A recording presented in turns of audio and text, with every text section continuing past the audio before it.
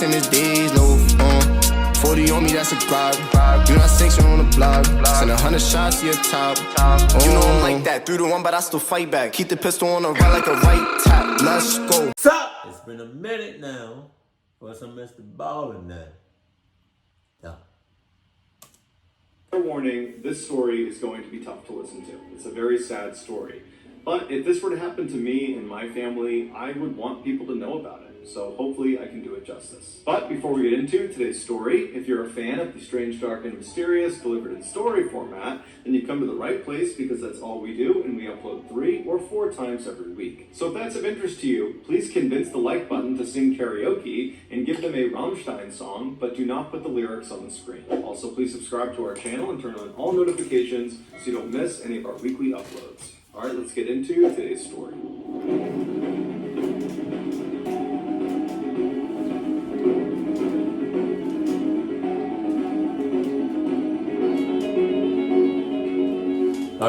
In 1996, 21-year-old Katie Fleming was studying French at the University of Oregon. That summer, she was invited to go on a camping trip with some very close friends and some...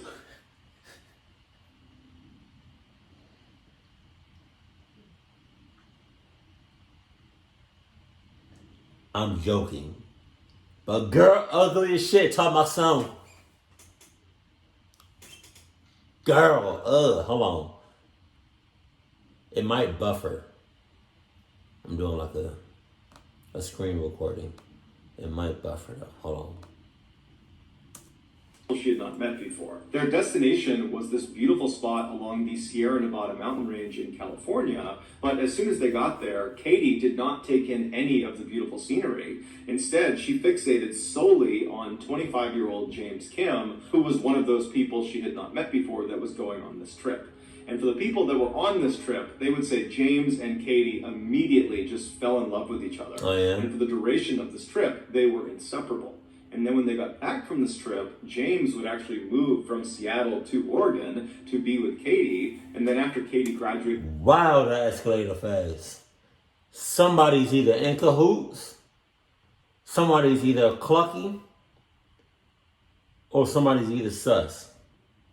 It could be both of them, though. I don't know. Because anytime you see somebody and they got a mole underneath their left nostril...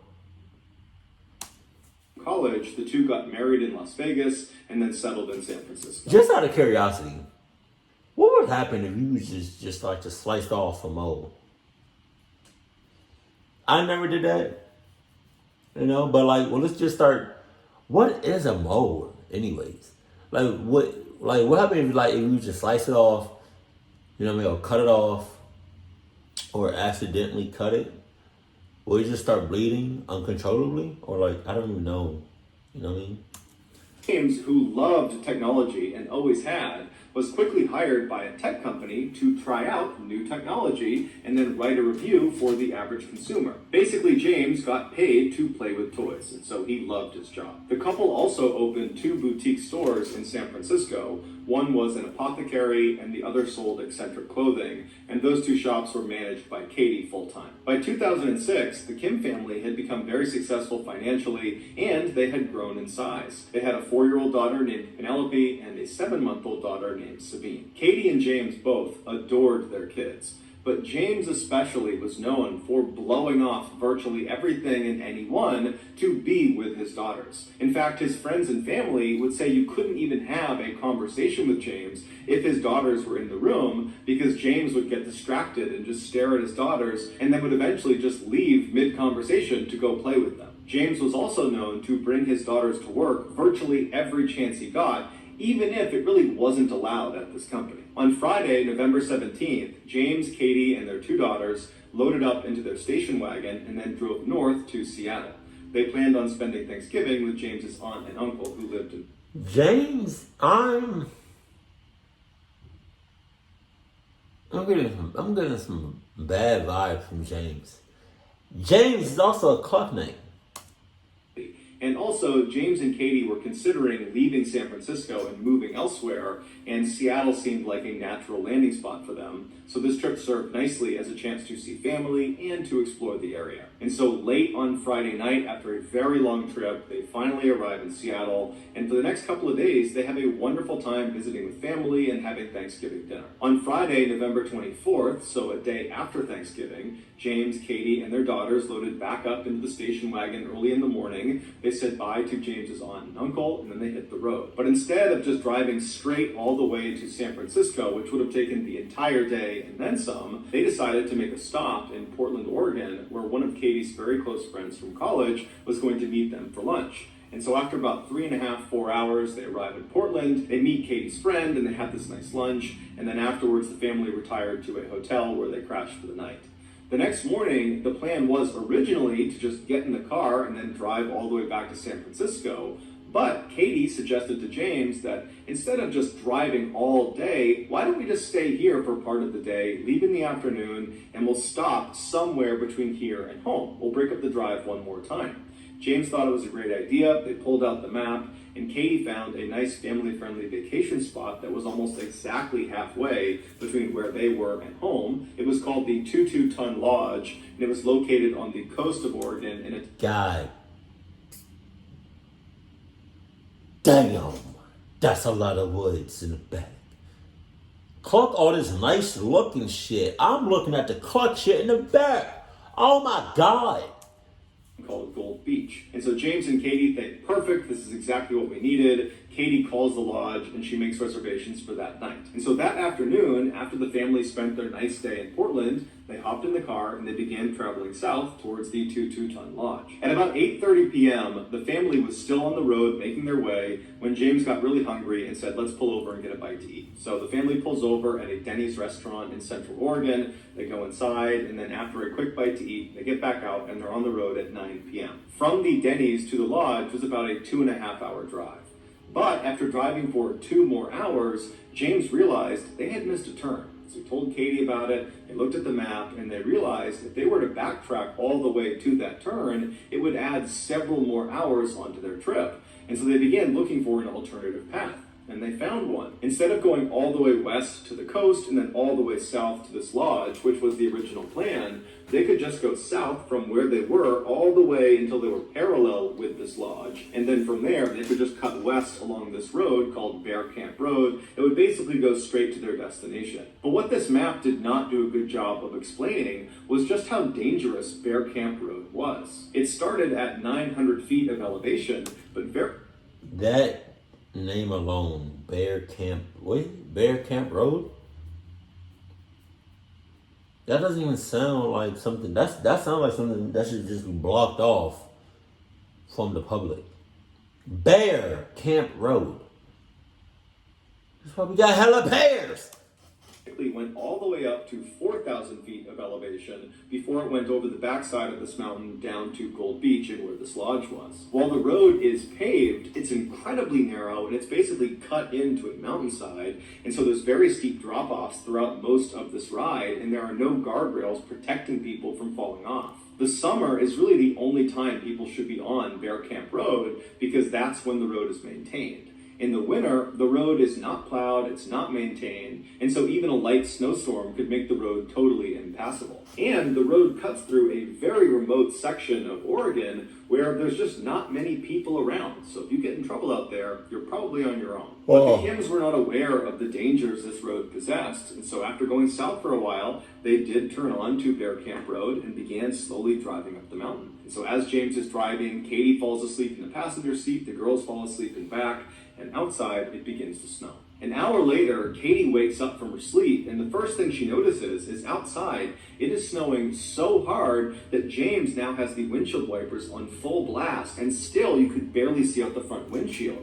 She looked at her husband, and he was hunched over, white-knuckling the steering wheel, looking intently out the window. And she says to him, what's going on? Should we stop? Should we turn around? And James, without even looking at her, says, yeah, honey, I do want to turn around, but the road is so narrow, we can't. And then he would tell his wife that earlier they had actually driven through a fork in the road where there was enough space to turn around. And so now he was just hopeful that there'd be another fork somewhere that would allow them to turn around. And so Katie was not excited about the idea, but she trusted James and said, okay, let's keep going. And so James just continues driving up this mountain pass. And you got to understand, they are driving on basically a cliff. On the left side, left of James, is just a sheer drop-off. Damn. The road is totally slick from the snow. Oh my so God. Periodically, as James is driving, even though he's only going about 5 miles an hour, he would begin to slip and slide, and he's right on the edge of this cliff. And so it was... Oh my God. Oh my God. Oh my God. Oh my God. Mr. Ballen definitely knows how to tell a story. Jesus. Very, very stressful ride, and after several more miles of this, they were not reaching any turnaround. In fact, they would have to periodically stop on inclines, put up the emergency brake, and one of them would have to get out and clear branches and rocks out of this tiny little road to continue onward. And so finally, Katie says to James, you've got to stop, you've got to back out of here. That's our only choice right now. And so James put the car in reverse, and he opens his car door so he can look down at the edge of this cliff to make sure he doesn't accidentally veer off of it. And so very slowly, without even applying the gas, he began going in reverse, making sure he'd go off the cliff. And for hours and hours they did this. This must have been so stressful. But finally, they make it to this fork in the road that James had seen much earlier, and they're able to make a decision. They had two paths they could take. They could turn around completely and drive nose out along the path they came in on all the way to the highway, but that was a very far drive, and they knew that road was treacherous, and there was a cliff drop-off, and it was really just as dangerous as what they had been on, and they really were not keen to be on that road considering the weather. Or they could turn left and go down the mountain on this path that was way wider than the paths they were on. It was like this huge road, and it looked like it went straight to the bottom of the mountain. And they're thinking, we don't know where this goes. The signage is not clear where this goes. But you got to figure, if you're going lower in elevation, the weather will not be as bad. And maybe if you go down this road, there'll be houses, or there'll be a gas station, or there'll be something. But whatever it is, it's probably better than going that way or that way. And so James turned the car and began driving down this new road. Unfortunately, this was the worst choice they could have made. This road they were now on was this long, winding dead end that was used by loggers in the summer. Now, normally, this mistake by the Kim family would have been caught because there was supposed to be a big yellow gate that sat across this road just a little ways past this fork, blocking all traffic from proceeding any further.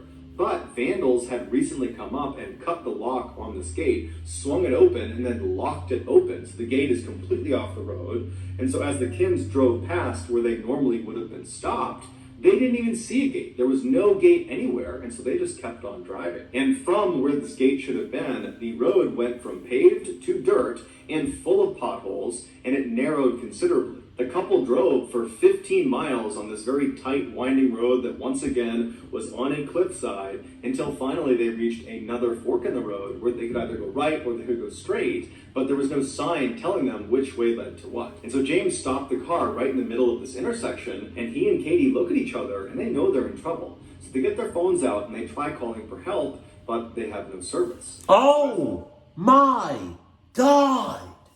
They're clocked! I was just man. At that point, cause he going above and beyond. Like I would have been like, I'm on the edge right now.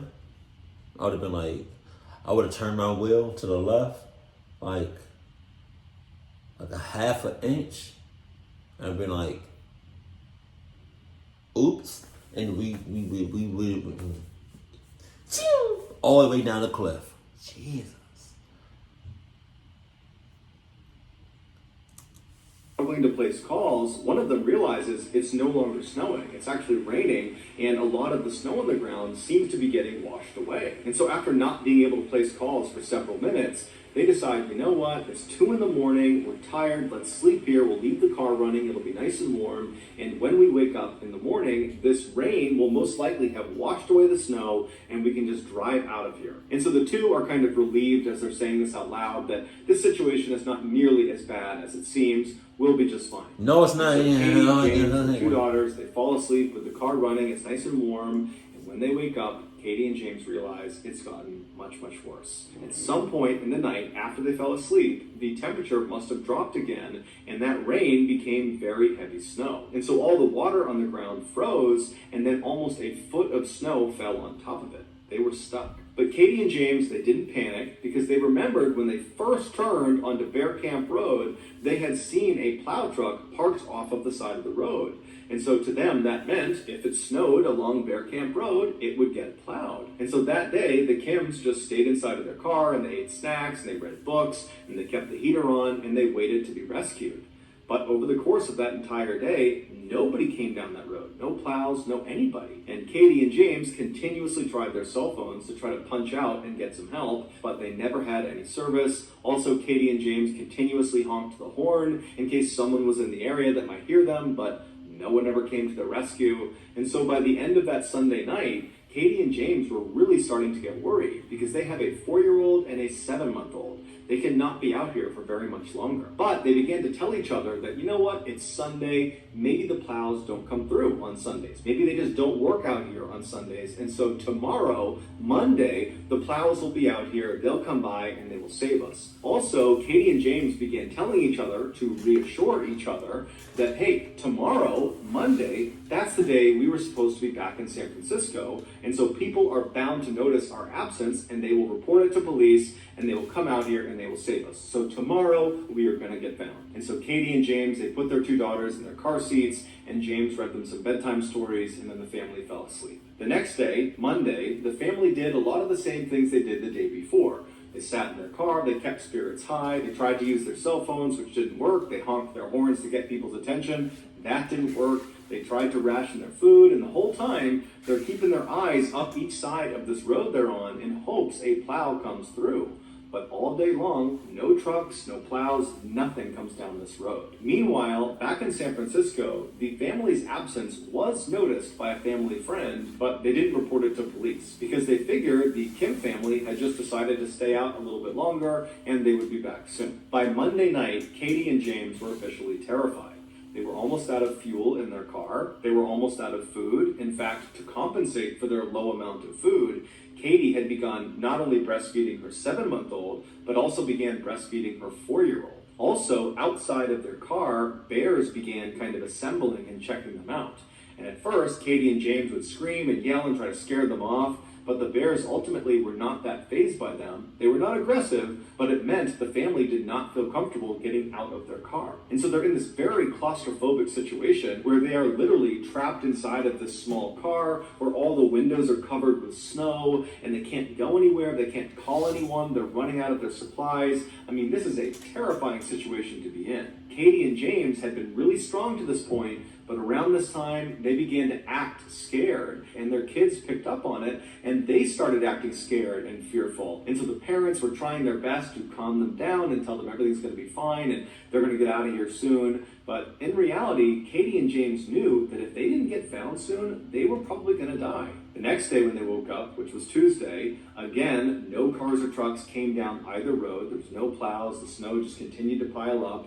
And the food was running unbelievably low to the point where James actually left the car and went out looking for bear droppings because there's bears all over the place now. And he would pull the berries out of their droppings. And he and Katie began eating those. But after a while, they decided that was not a good idea because they might poison themselves. Their daughters, who the day before had been acting out of fear and anxiety, were now lethargic and quiet. And the parents' response to this was to start fighting with each other about whose fault this was, when in reality, they were just totally scared about what might happen to them. Meanwhile, back in San Francisco, the family had still not been reported to police. And so that night, Tuesday night, the Kim family once again huddled up inside of their car. James read the kids' books, and then they all fell asleep. The next morning, Wednesday, they ran out of gas for their car. And so they had no way to heat themselves. And so James got the spare tire out of the back of the car, and he rounded up some magazines inside of the car, and he lit a fire for the family to stand around and try to warm up by. And it worked, but the fire very quickly died out, and they couldn't find any wood that wasn't soaking wet to put on it. And so before long, they did not have a fire. And so all day that day, James and Katie were desperately looking up the road in hopes that a car or truck would come through. They never did. James and Katie tried their cell phones repeatedly, but they never got service. They honked their horns, they screamed out for help, but nobody heard them. And so before long, it was dark again, and the family was huddled up inside of their now freezing car, and all they could hear outside was the sounds of bears marching around the area. And so I'm sure James and Katie thought to themselves, I wonder if we'll survive the night. Meanwhile, back in San Francisco, that family friend who had noticed the Kims were gone on Monday, she did go to the police on Wednesday afternoon and reported them missing. And so a search party was being organized that night, but of course the Kim family would have no way of knowing that. The next morning, Thursday, the Kim family woke up, they survived the night, but at this point, James and Katie are speaking openly about the real possibility that they all might die. In fact, Katie says to James, you have to promise me if our 2 kids die out here, you have to kill me too. And James said he would. At this point, Katie and James do not believe a truck or a car or anything is going to drive down this road and save them. They believe their only hope of being rescued is by sending a smoke signal up into the air that a pilot might see. So they pull off all 4 tires of their car, and then they pull everything out of the car that might burn, and they stack that on the tires, and that included Penelope's prized stuffed lamb. And then once they had their big pile, they lit it on fire, and fairly quickly, a large black billowing cloud of smoke was going straight up to the sky. And for a minute, the Kim family was very optimistic that they were about to be found, that certainly someone was going to see the smoke and come find them. But unfortunately, the fire burned up very quickly, they couldn't light it again, and nobody flew overhead. And so before long, the family is once again huddled inside of their freezing cold car that night. There's bears walking around outside. They're basically out of food. Their kids aren't even crying anymore. They're just silent and cold and miserable. And as they're all shivering and trying to stay warm, James realizes he needs to do something drastic or his family's going to die. And so the next morning, Friday, when they get up, James tells Katie that he had been studying the map and there's a town about 4 miles east called Galise that he believes he can get to in about 2 hours. Katie immediately said, no, you cannot leave us. We need you here. There's probably a search party out there looking for us right now. We need to stay together so we can all be found. But James's instincts were telling him that no one was coming for them, or no one was going to actually find them in time, and so their only hope was if he ventured off and found help. And so Katie finally reluctantly agrees to let him go because he seemed really confident. And so at 7:45 a.m. that morning, James gave his 2 daughters a big hug and a kiss, told them he loved them and he would see them soon. And then he hugged his wife and said he loved her. And then he turned around and walked up the road out of sight. At the same time, unbeknownst to the Kim family, hundreds of searchers and helicopters are all over Bear Camp Road looking for them. 2 days later, on Sunday, December 3rd, so a week after the family had originally gotten stuck, a helicopter pilot that was part of the search effort was flying around Bear Camp Road when he noticed footprints in the snow below. When he started following these footprints, and eventually the footprints kind of disappeared under some trees, and then he couldn't pick them up again, and so without that much fuel left, he decided he would just backtrack and follow the footprints back to their origin. And so he retraced these footprints for quite a while until he came to a clearing, and in the middle of the clearing was a car, and next to the car was Katie waving an umbrella back and forth. The pilot immediately knew who he was looking at, but he didn't have enough fuel to actually land and pick her and her family up. And so instead, he just hovered down as low as he could and made good eye contact with her to reassure her that I see you and we're coming for you. And then he marked on the map where they were. He flew off to the search headquarters, and just minutes later, another helicopter was spun up. They flew to that same location, and they were able to land in that clearing. And as soon as the pilot got out, he saw Katie running up to him, carrying her 2 daughters, who looked like they were in pretty good shape. And she's crying tears of joy, and she's thanking him profusely. And then when she's right up in front of him, she says, are you here because of my husband? Did James tell you where we were? And the pilot looked visibly confused. Katie picked up on it, and she explained how just 2 days earlier, James had left to go to the town of Galise to get help, and he still hadn't come back yet. And so at this point, the pilot understood what was happening, and so he looked down, And he said, "No, ma'am, we still have not found James." Katie was devastated, and she cried as she and her daughters were loaded into the helicopter and airlifted out of the forest and brought to a hospital. There they would make full recoveries. Meanwhile, the search effort, which had been all over Bear Camp Road, was suddenly focused exclusively on the area around where their car was. And professional trackers were brought in to look for James's tracks, and they found them fairly quickly and began following them. James, after departing his family to go look for help, which must have been the most difficult decision he had ever made in his entire life. He loved his family more than anything, and he had to abandon them in the middle of the wilderness with no food, with no power, and he has no idea if he'll ever see them again. And so after leaving them behind, he walked 3 miles up the road they came in on, and then instead of just continuing on that road in the direction of Galice, he deviated and walked off the road. He actually went straight down one of the cliffs until he hit a river. And it's believed that maybe he saw the river from up on the road and thought that would be a faster way to get to Galice. But either way, he got down to the river, and as he walked, he would leave behind him little bits of torn clothing and torn paper to create a trail of where he was going, presumably so if he needed to, he could backtrack to his family.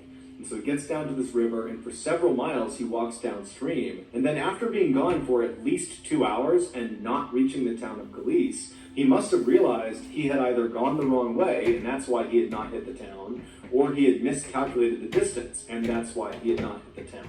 But either way, he did not turn around and go back to his family. Instead, he pressed on, believing he was their only hope. And so on he went, crossing over rivers, getting totally soaked in frigid water. He went up and down mountains, all over these totally rugged areas in nothing but street clothes. He had sneakers, pants, and a jacket on. He had no food, he had no water, and he just kept on going until it was nightfall, and he had covered about 10 miles at this point, and he laid down and he went to sleep. And that night must have been absolutely horrible as he thought about his family that was alone in the woods somewhere. He probably wondered if they were still alive.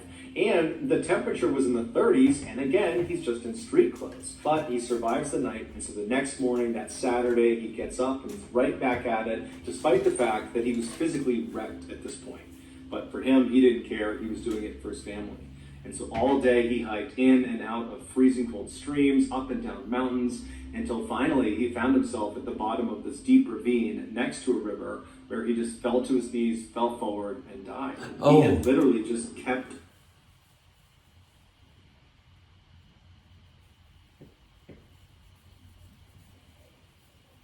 I wonder if that was like a hard, gruesome, how you say it? Aggravating, excruciating pain. Like, it was not, oh my God.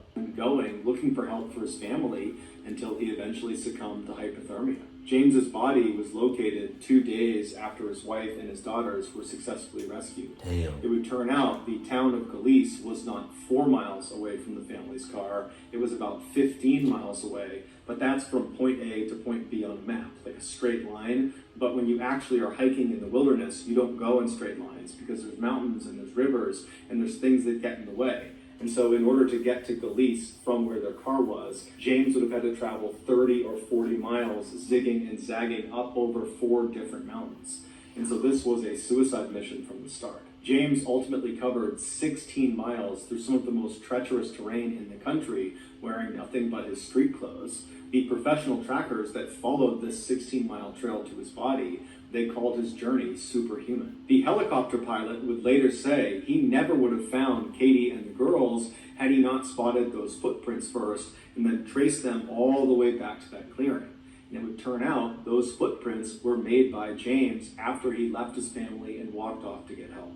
And so even though it cost him his life, James did ultimately save his family. So that's going to do it, guys. If you got something out of today's episode and you haven't done this already, please convince the like button to sing karaoke and then give them a Rammstein song, but don't put the lyrics up on the screen. Also, please subscribe to our channel and turn on all notifications so you don't miss any of our weekly 3 or 4 video uploads. We are now selling merchandise like flannels and hats and a whole bunch of stuff. You can buy it at shopmrballen.com. Also, go follow our shop's Instagram page called Shop Mr. Ballen. There you can find deals and upcoming promotions. If you want to get in touch with me, you can direct message me on Instagram or on Twitter. My username for both platforms is the same. It's JohnBallen416. I also have a ton of content over on TikTok where my username is Mr. Ballen. We also have a second YouTube channel called Mr. Ballen Shorts where we upload random short videos and lost episodes.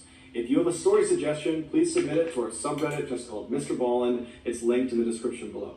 So whether I see you on Instagram, Twitter, TikTok, Reddit, YouTube, or some combination, just know that I really appreciate your support, and until next time, that's going to do it. See ya.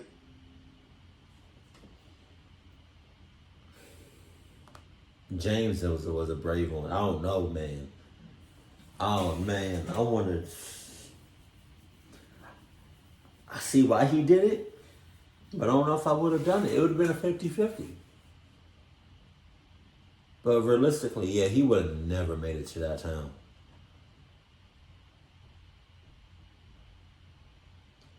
But he did save his family, though, so I hope he's watching over his family in great spirits. And I hope they're going to be okay. They are going to be okay. But Jesus, that's just... It was a win-lose situation. Jesus.